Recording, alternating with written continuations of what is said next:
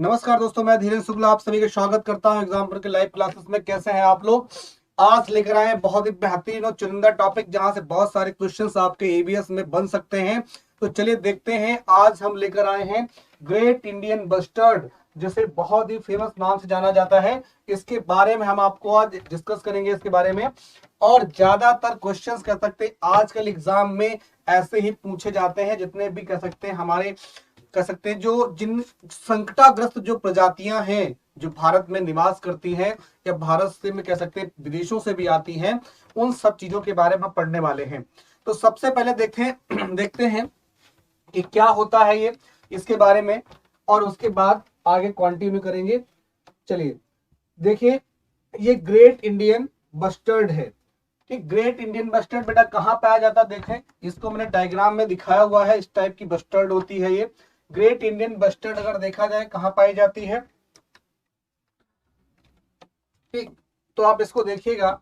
एक great Indian bustard Rajasthan की राज्य पक्षी द ग्रेट इंडियन बस्टर्ड आर्टोडिस निग्रिसेप्स को भारत का सबसे गंभीर रूप से लुप्त प्राय पक्षी माना जाता है। बेटा राजस्थान का कह सकते हैं जो पक्षी अभ्यारण्य है सरिस्का, वहां ये कह सकते हैं ग्रेट इंडियन बस्टर्ड पाया जाता है।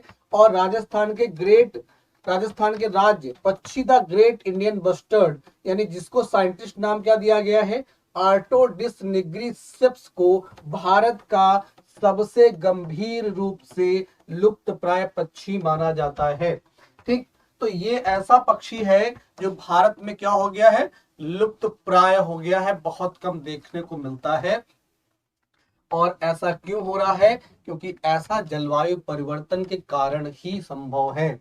जलवायु परिवर्तन के कारण, साथ साथ में जैव विविधता के ह्रास के कारण, साथ साथ वायुमंडलीय प्रभाव के कारण, इन सभी कारणों की वजह से ये पक्षी लुप्त प्राय हो गया है। या इनके हैबिटेट जो इनके आवास होते हैं उनके बदलावों को लेकर भी इनके समस्याएं उत्पन्न हुई हैं, और इसीलिए कह सकते हैं ये क्या हो गया, लुप्त प्राय पक्षी माना जाता है। अब देखें इसमें कौन कौन सी कंडीशंस होती हैं, क्या सिस्टम होता है, इसको देखते हैं बेटा क्या होता है। तो वैज्ञानिक नाम बेटा हमने आपको बताया, क्या है वैज्ञानिक नाम इसका? तो वैज्ञानिक नाम आपके सामने आप देख रहे हैं। क्या है इसका वैज्ञानिक नाम? वैज्ञानिक नाम है इसका आर्टोओडिस निग्रिसेप्स। क्लियर हो गया?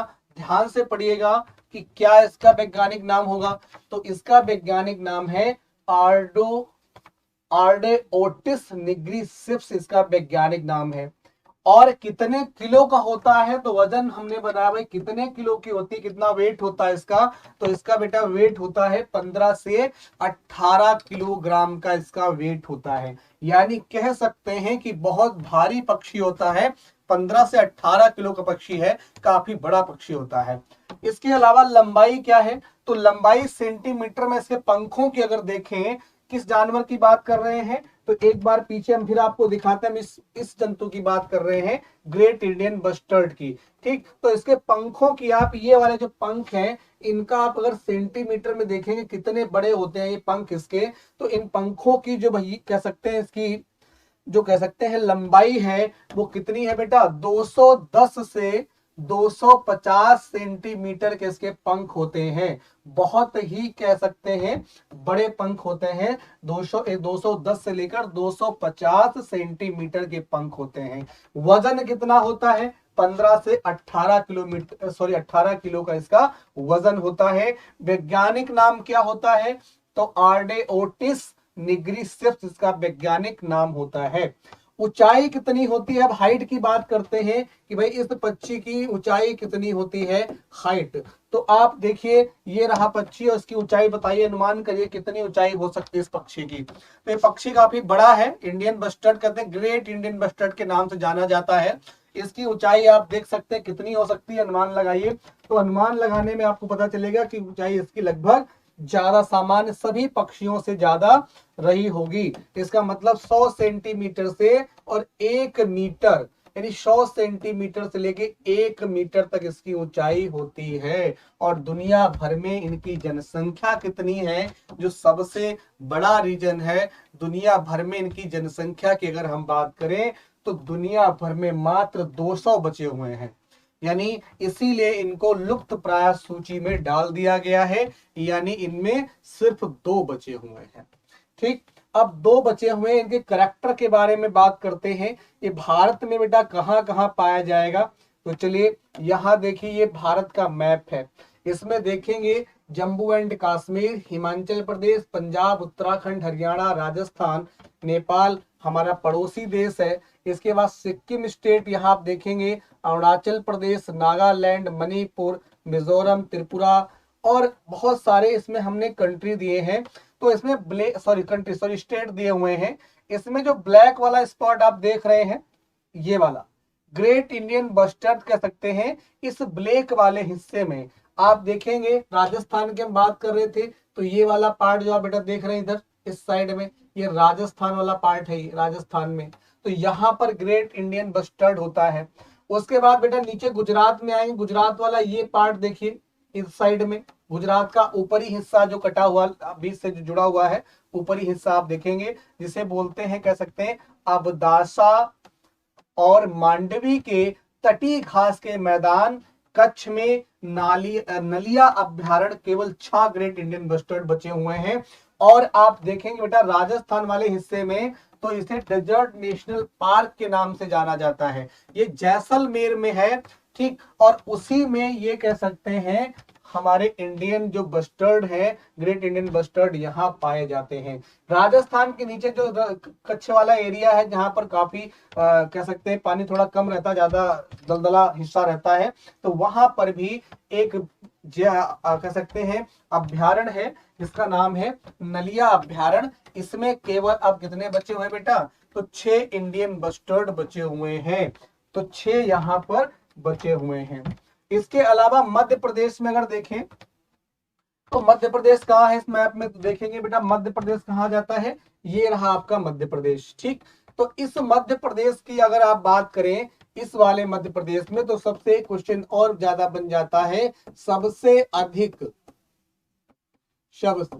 अधिक नेशनल पार्क यदि कहीं है, तो नेशनल पार्क तो बेटा कहाँ है, तो वो आपके मध्य प्रदेश में है। सबसे अधिक भारत के अंदर अगर नेशनल पार्क है तो कहाँ है, मध्य प्रदेश में। और मध्य प्रदेश हमेशा इन चीजों को लेकर घटनाओं में बेटा बना रहता है, क्योंकि वहां पर बहुत काफी मात्रा में कह सकते हैं नेशनल पार्क स्थापित किए गए हैं।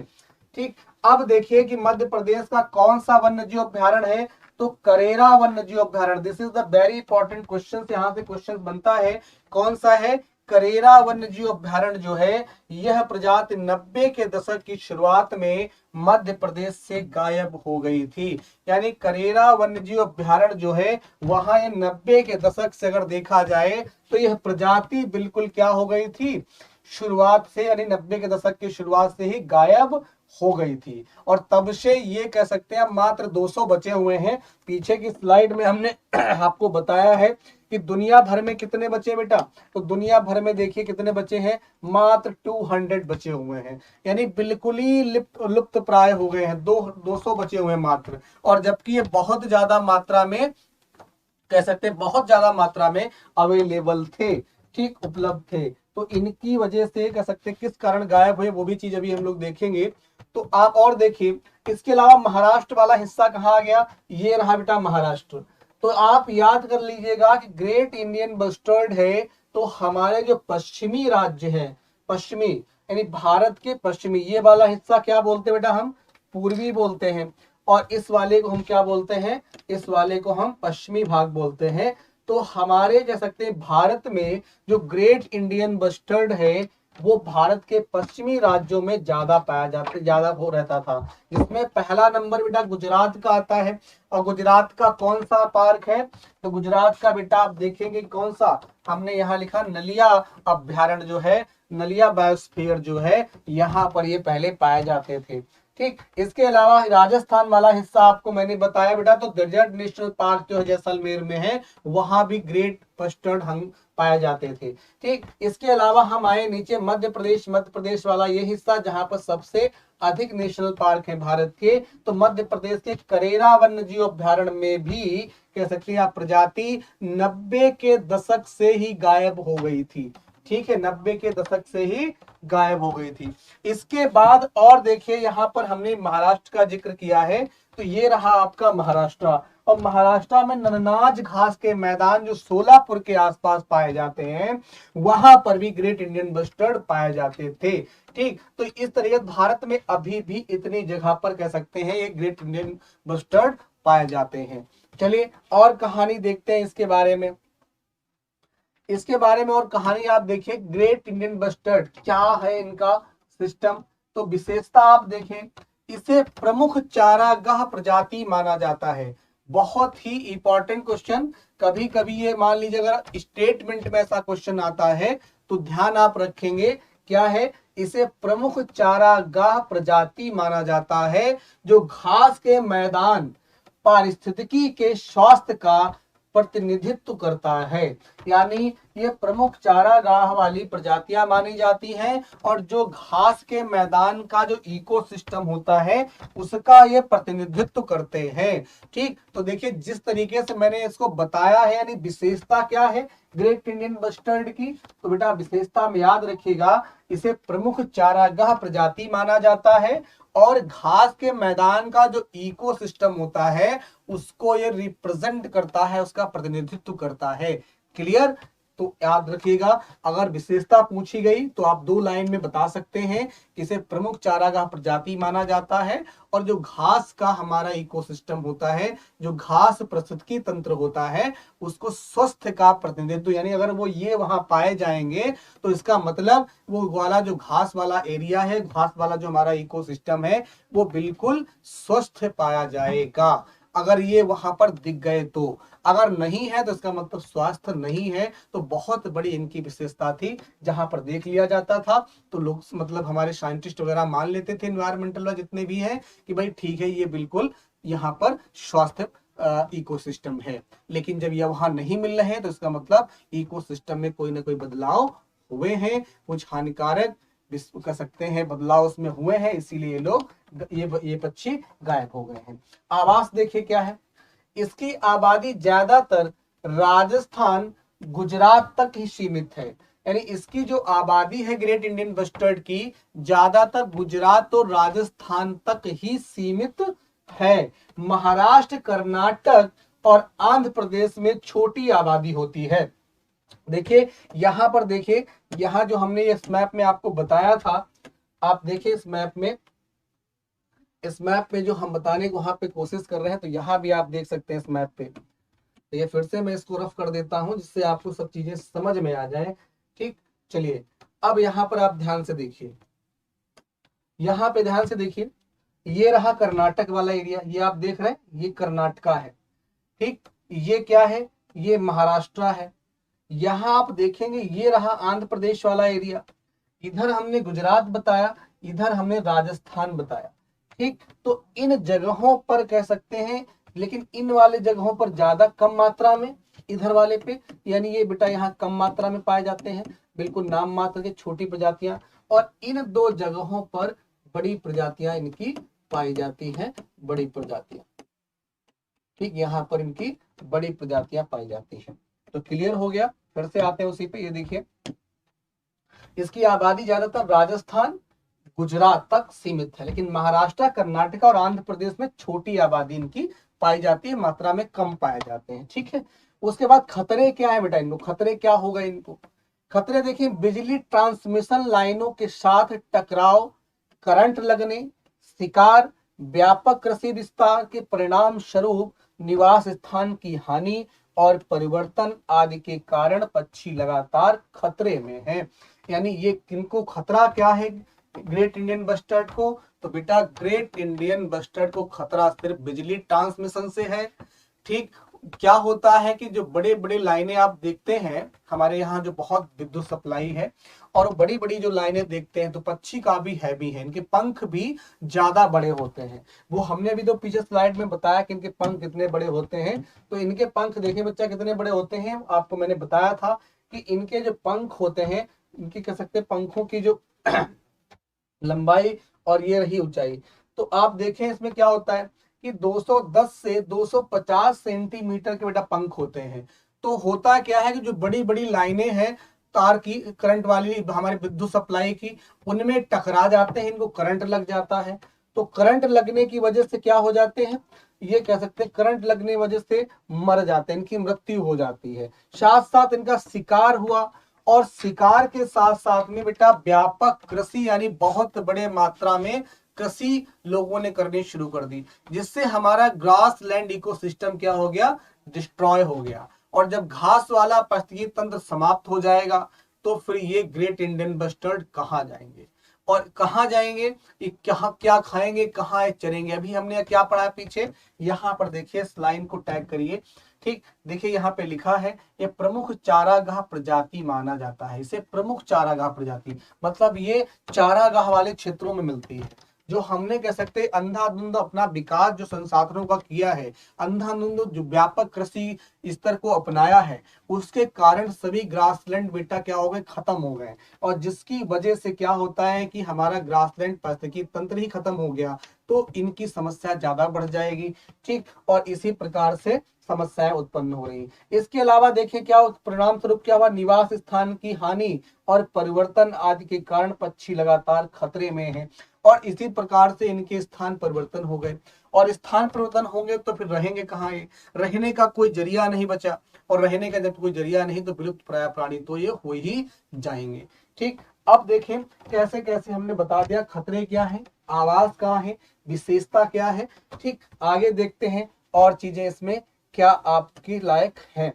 तो देखिए, international union for conservation of nature जो रेड लिस्ट होती है, लाल आंकड़ों की किताब जो होती है बेटा, लाल आंकड़ों की किताब यानी रेड लिस्ट कह सकते हैं। इस लाल आंकड़े गंभीर रूप से लुप्त प्राय यानी ICUN जिसे बोलते हैं, international union for conservation of nature या रेड लिस्ट जिसे बोलते हैं, यानी अंतरराष्ट्रीय सुरक्षा प्रकृति सुरक्षा संरक्षण के तहत अगर देखें, ICUN के तहत इनको क्या कर दिया गया, रेड लिस्ट कर दिया गया, कह सकते हैं लुप्त प्राय में डाल दिया गया, लुप्त प्राय सूची में। और लुप्त प्राय का मतलब है कि बहुत कम संख्या इनकी बचती है। तो कितनी बची है, मात्र 200 बची हुई है। संरक्षण की स्थिति के बारे में हम चर्चा कर रहे हैं, तो आप देखते रहिएगा। ठीक, कि इसमें क्या है। और दूसरा आप देखिए, दूसरा क्या है, सिटीज यानी conservation of international trade and endangered species of wild fauna and flora, जिसे सिटीज बोलते हैं बेटा। ठीक, यानी सिटीज की परिशिष्ट वन में इसको शामिल कर दिया गया। ठीक, ये भी क्या है, ये ट्रेड यानी जो आप ऐसी खतरों वाली लुप्त प्राय कह सकते हैं जो प्रजातियां हैं, उनका अगर आप इंटरनेशनल ट्रेड करते हैं, व्यापारिक कोई महत्व क्रिएट करते हैं, व्यापार करते हैं, तो उसके लिए सिटीज काम करता है और उस पर बैन लगाता है। तो परिशिष्ट वन में ये शामिल है। इसके अलावा किसमें शामिल कर दिया गया, conservation of migratory speech CMS में भी इसको शामिल कर दिया गया। यानी कह सकते हैं अंतरराष्ट्रीय कैसे माइग्रेटरी मतलब प्रवासी जातियों में प्रजातियों में भी इसको शामिल कर दिया गया है। तो इसका मतलब अंतरराष्ट्रीय कैसे क्या है ये कन्वेंशन ऑफ माइग्रेटरी स्पीसीज, तो कह सकते हैं जो हमारा ये एक संगठन है CMS जिसको बोलते हैं प्रवासी संरक्षण प्रजाति, इसमें जो शामिल कर दिया गया, इसका मतलब ये प्रवास भी कर जाती है। और तीसरा चौथा लास्ट में आते हैं कि वाइल्ड लाइफ प्रोटेक्शन एक्ट 1972 के तहत इसको अनुसूची 1 में डाल दिया गया है, यानी ये मोस्ट इंडेंजर्ड सूची में पड़ा हुआ है। तो ये पक्षी जो है आजकल भारत में मात्र, पूरे दुनिया में कह सकते हैं कितना बचा हुआ है, मात्र 200 बचे हुए हैं। ठीक, अब देखते हैं अगली संरक्षण के लिए उठाए गए क्या कदम हो सकते हैं। तो बेटा संरक्षण के लिए उठाए गए कदम क्या हैं, तो पहला कदम इसके लिए क्या उठाया गया कि इसे पर्यावरण, वन और जलवायु परिवर्तन मंत्रालय MOEFCC के वन्य जीव पर्यावासों के एकीकृत विकास के तहत प्रजाति रिकवरी कार्यक्रम के तहत रखा गया है। देखिए बहुत ही सुंदर लाइन है, सो अच्छे से पढ़ लीजिएगा और इससे क्वेश्चन भी आपका बन सकता है। MOEFCC क्या है पूछा जा सकता है। तो MO कह सकते हैं EFCC क्या है, इसके बारे में आपसे पूछा जा सकता है, तो इसे नोट कर लीजिए, पर्यावरण वन और जलवायु परिवर्तन मंत्रालय। ठीक, तो कह सकते हैं environment forest and climate change ministry है, जो वन्य जीव पर्यावासों के एकीकृत विकास के तहत प्रजाति रिकवरी कार्यक्रम के तहत रखा गया है, तो यहाँ पर ये चलाया जा रहा है। इसके अलावा क्या है, नेशनल बस्टर्ड रिकवरी प्लान भी चलाया जा रहा है, जो राष्ट्रीय बस्टर्ड रिकवरी प्लान है। और इसके माध्यम से MOFCC राजस्थान सरकार और भारतीय वन्यजीव संस्थान ने जून 2019 में जैसलमेर में डेजर्ट नेशनल पार्क की एक संरक्षण प्रजनन सुविधा भी स्थापित की है। इसके लिए बेटा क्या किया गया है कि 2019 में भारत सरकार का जो भारतीय वन्यजीव संस्थान है और जो राजस्थान सरकार है ने मिलकर डेजर्ट नेशनल पार्क में एक संरक्षण प्रजनन सुविधा की भी स्थापना की है। राजस्थान सरकार द्वारा प्रोजेक्ट ग्रेट इंडियन बस्टर्ड भी चलाया जा रहा है, इतना भी ध्यान रखेंगे। तो ये हमारा कह सकते हैं ग्रेट इंडियन बस्टर्ड का एक छोटा सा टॉपिक था। और अभी इसमें देखते हैं क्या चीजें और शामिल है। ठीक, इसके बाद देखिए ये हमने कुछ चीजें इसमें दिखा रखी हैं इसके के बारे में, तो इसको भी आप ध्यान से पढ़ सकते हैं। इसमें लिखा है great Indian bustard a very large grassland bustard driven to extinction due to massive habit loss and hunting. ठीक, तो ये कैसे हो गई है, तो कह सकते हैं इनके आवास भिन्न हो गए हैं, कह सकते हैं शिकार के कारण, और अन्य भी कह सकते हैं जैसे बिजली के तारों से करंट लगना या इनके आवासों यानी इकोसिस्टम को खत्म होने के कारण ये खत्म हो गए। ठीक, तो इस तरीके से हमारा ग्रेट इंडियन बस्टर्ड वाला टॉपिक था, जिसमें हमने बहुत सारी विशेष बातें आपको बता दी है। अब इसी के साथ हमने एक और रटले जो टॉर्टाइज होते हैं, कछुए होते हैं, उसके लिए मैं एक टॉपिक लेके आया हूँ, वो भी इसी में है। अब उसी को मैं शुरू कर रहा हूँ। ठीक, तो उस वाले टॉपिक को शुरू कर देता हूँ। चलिए,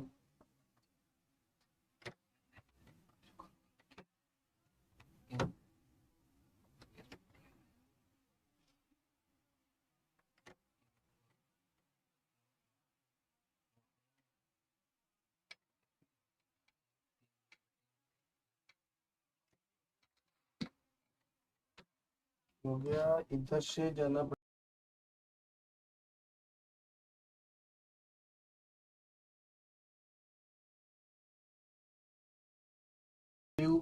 रिटले सिस्टम।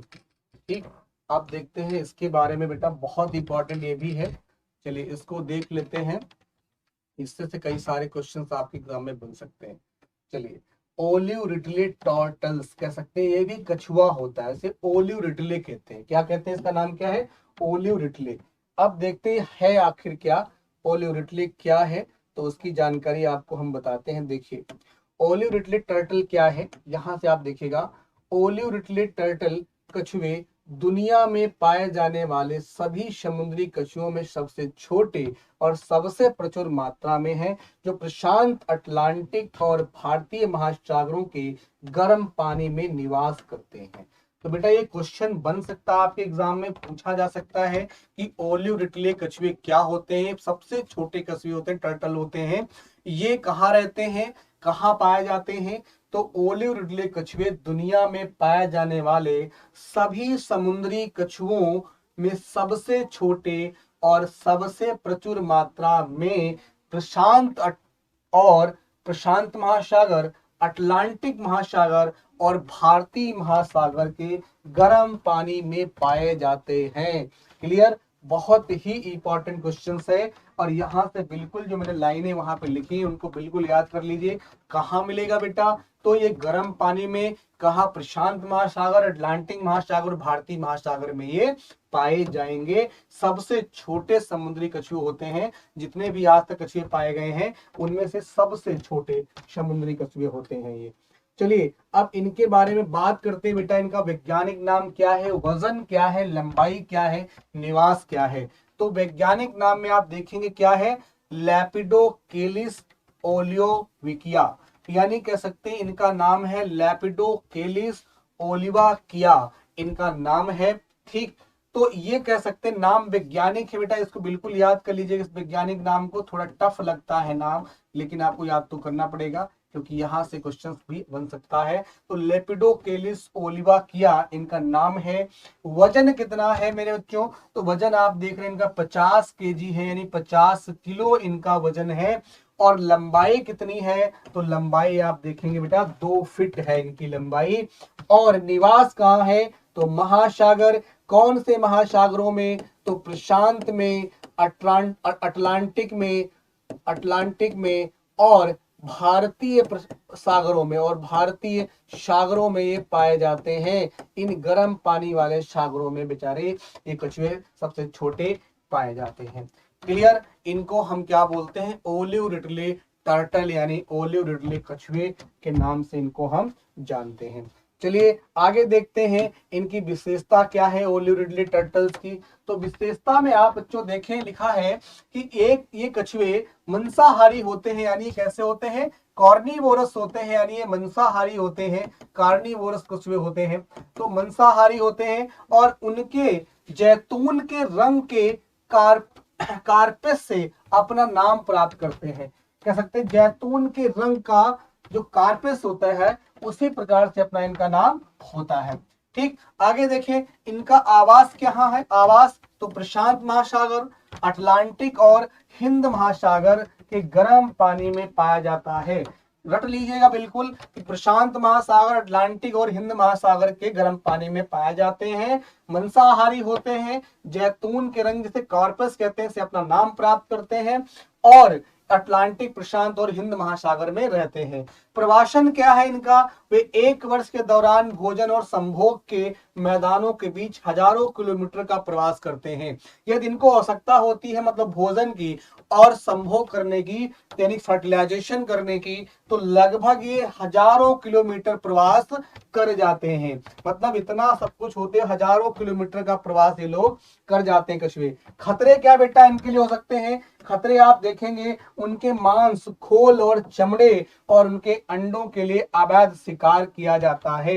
यानी इन कछुओं के मांस, अंडे और चमड़े और खोल और उनके अंडों के लिए अवैध शिकार किया जाता है, जिससे प्रजातियां ये भी क्या हो जाती हैं, विलुप्त प्राय हो जाएंगी। इसीलिए इसके संरक्षण की बहुत ज्यादा आवश्यकता है। ठीक, आगे देखते हैं संरक्षण की स्थिति क्या है बेटा। संरक्षण की स्थिति की बात करते हैं तो संरक्षण की स्थिति IUCN रेड लिस्ट यानी वल्नरेबल में डाल दिया गया है इनको। किसमें, किस सूची में, वल्नरेबल सूची में संरक्षण की स्थिति में इनको डाल दिया गया है। और सिटीज जो मैंने अभी आपको बताया था ग्रेट वेस्टर्न इंडियन में, तो उसमें देखे इनकी परिशिष्ट 1 में इनको डाला गया है। साथ साथ में Indian wild life protection act 1972 के तहत, यानी भारतीय वन्य जीव संरक्षण अधिनियम के तहत इनको अनुसूची 1 में रखा गया है। तो आप इस तरीके से समझ सकते हैं ये कछुए बहुत ज्यादा इंपॉर्टेंट है। अब देखें ये कहां कहां किस किस क्षेत्र में भारत में पाए जाते हैं। तो क्लियर हो रही है कहानी। तो काफी कोशिश करी थी हमने इस चीज को समझाने के लिए कि आपको अच्छे से समझ में आ जाए एक चार्ट के रूप में, जिससे आप हर चीज को समझ पाए। ठीक, चलिए अब देखते हैं इसमें कि भारत में कहां कहां पाए जाते हैं। तो भारत में ओडिशा का तट बहुत बढ़िया, आप देखेंगे ये आप अपना इंडिया का मैप बेटा बनाएंगे इस प्रकार से। ठीक, तो भारत के मैप में आप देखेंगे उड़ीसा का तट कहाँ मिलेगा। चलिए यहाँ नोट्स पे बना लेते हैं आप लोग, बताओ जल्दी उड़ीसा का तट कहाँ है। जैसे हमने अपना क्या बनाया, ये बेटा इंडिया, ये रहा हमारा भारत का मैप। ठीक, इसमें थोड़ी और इसको हटा सकते हो, यहां से और चीजें कर सकते हैं। ठीक, अब देखिए भारत के मैप में कहाँ है, बताओ जल्दी से, उड़ीसा का तट किधर पड़ेगा, बताओ जल्दी से, और अच्छा बना सकते हैं इसको, जाओ भी।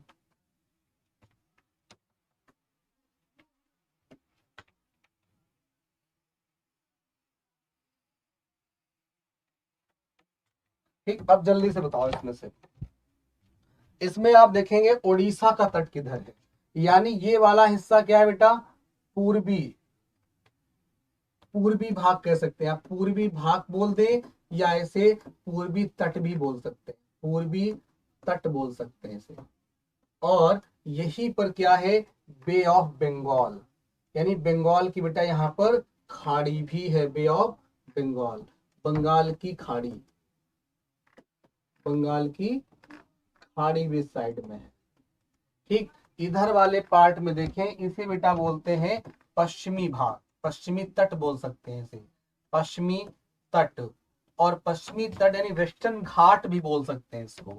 ठीक, यहाँ पर क्या है बेटा, अरेबियन सी है, अरेबियन सी, यानी यहाँ पर अरब सागर है।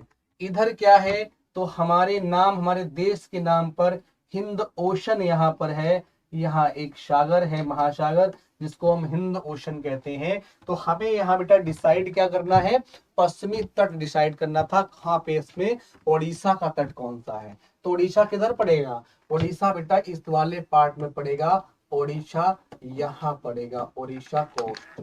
तो इस वाले पार्ट में आप देखेंगे ये कछुए बेटा पाए जाते हैं, कहां पर, उड़ीसा वाले पार्ट में। फिर से चलते हैं उसी लाइन पे, देखते हैं यहाँ पे क्या लिखा हुआ है। उड़ीसा का तट ओलिव रिडले के लिए सबसे बड़े पैमाने पर घोंसले का स्थल है।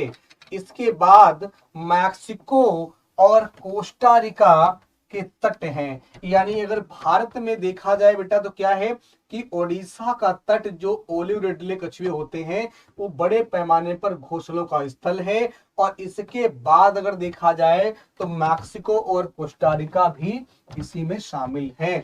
ठीक, अब देखिए बेटा, वह अपने अद्वितीय द्रव्यमान घोंसलों के लिए जाने जाते हैं, जिसे अरीबाडा कहा जाता है। यानी इनके जो घोंसले बनाए जाते हैं उन्हें क्या बोला जाता है, उनको बेटा अरीबाडा बोला जाता है, अरीबाडा।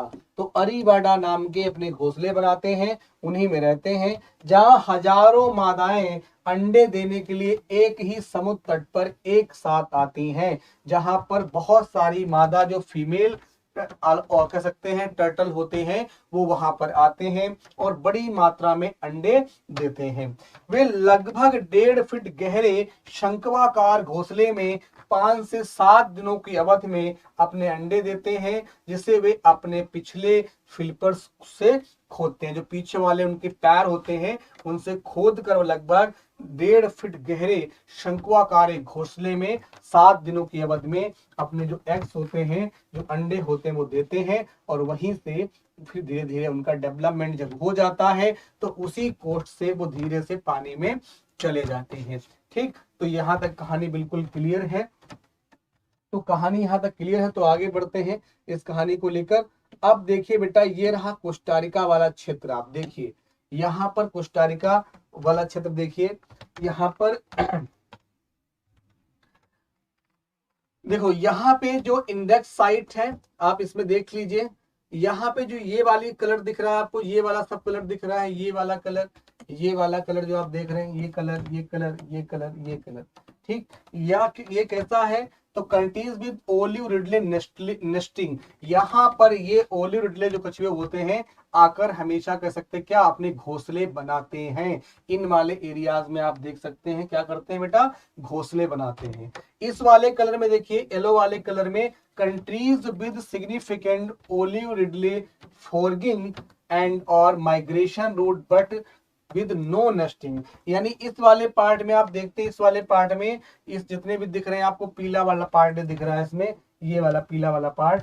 तो यहाँ आप क्या करते हैं बेटा, ये माइग्रेशन तो करते हैं, इनका ये माइग्रेशन यानी प्रवास का रूट तो है, लेकिन यहाँ अपने अंडे या बच्चे नहीं रहते हैं, यहाँ पर ये रुकते नहीं है। इसके अलावा बेटा देखेंगे इस वाले कलर में जो दूसरा कलर आपको दिख रहा है, ठीक, जैसे ये वाला कलर रहा, ये वाला, ठीक, इसमें आप देखें countries with possible presence of olive Ridley. यहाँ पर जितनी कंट्रियां पड़ती हैं जिस वाले कलर में, वहां पर पॉसिबिलिटी है कि ये लोग रुक सकते हैं। रेड वाले में आप देखें countries hosting sea turtle habitat of other space, यहाँ पर दूसरे लोग कछुए रहते हैं। और इस वाले में फॉरेन देख सकते हैं। तो इस प्रकार से पूरे विश्व में समझ सकते हैं, कई सारी चीजें हैं।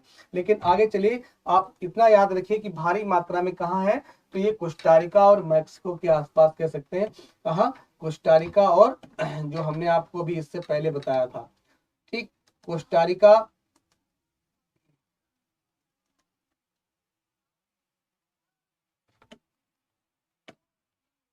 ठीक, चलिए संरक्षण के बारे में देखते हैं। संरक्षण के बारे में क्या इनके उपाय किए गए, संरक्षण के लिए उठाया गया कदम क्या है।